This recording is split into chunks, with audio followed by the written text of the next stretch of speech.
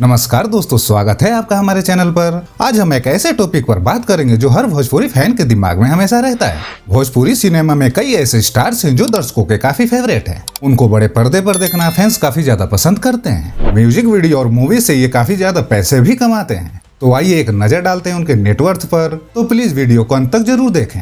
Bhojpuri cinema जगत की audience अब सिर्फ बिहार, झारखंड या यूपी तक नहीं बल्कि देश विदेश तक फैल चुकी है। भोजपुरी स्टार्स इतने चर्चित हैं कि उनके एक गाने पर 100 मिलियन से भी ज्यादा व्यूज आते हैं। फैन फॉलोइंग के मामले में भोजपुरी इंडस्ट्री के कुछ सितारों ने अच्छी ऊंचाइयां हासिल की हैं। इसी वजह से भोजपुरी सितारों के पास काफी अच्छी नेटवर्थ है। तो सबसे पहले बात करते हैं भोजपुरी इंडस्ट्री के पावर स्टार कहे जाने वाले पवन सिंह के बारे में। पवन सिंह भोजपुरी इंडस्ट्री के सबसे चर्चित चेहरों में से एक हैं। इन्हें अपने अभिनय और शानदार आवाज के लिए दुनिया भर में जाना जाता है। जी न्यूज के एक रिपोर्ट के अनुसार पवन सिंह के पास करीब 41 करोड़ रुपए की संपत्ति है। पवन सिंह अपनी एक फिल्म के लिए 40 से 50 लाख रुपए तक चार्ज करते हैं और एक गाने के लिए लगभग 2 लाख रुपए चार्ज करते हैं। जानकारी के मुताबिक पवन सिंह के पास मुंबई के लोखंडवाला में एक महंगा फ्लैट है और उन्हें महंगी गाड़ियों का भी शौक है। अब बात करते हैं भोजपुरी इंडस्ट्री के ट्रेंडिंग स्टार कहे जाने वाले खेसारी लाल यादव के बारे में। खेसारी लाल यादव भोजपुरी म्यूजिक इंडस्ट्री के बेहद चर्चित चेहरे हैं। इनके गाने रिलीज होते ही मिलियंस में व्यूज हासिल कर लेते हैं। इनके लगभग सभी गाने सुपरहिट होते हैं।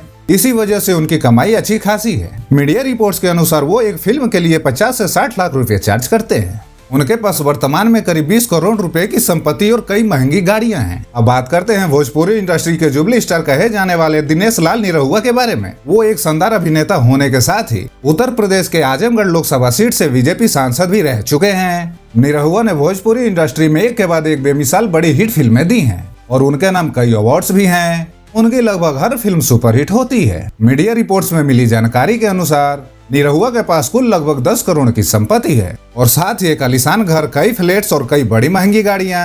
अब बात करते हैं रवि किशन की, जो भोजपुरी जगत के एक दिग्गज सुपरस्टार हैं, जो कि भोजपुरी इंडस्ट्री के साथ साथ राजनीति में भी शामिल हैं। रवि किशन भोजपुरी इंडस्ट्री पर कई सालों से राज करते आ रहे हैं और मीडिया रिपोर्ट से मिली जानकारी के अनुसार उनके पास 20 से 21 करोड़ रुपए की संपत्ति है और इसके साथ ही उनके पास कई आलीशान बंगले और महंगी गाड़ियां भी मौजूद हैं। अब बात करते हैं मनोज तिवारी की।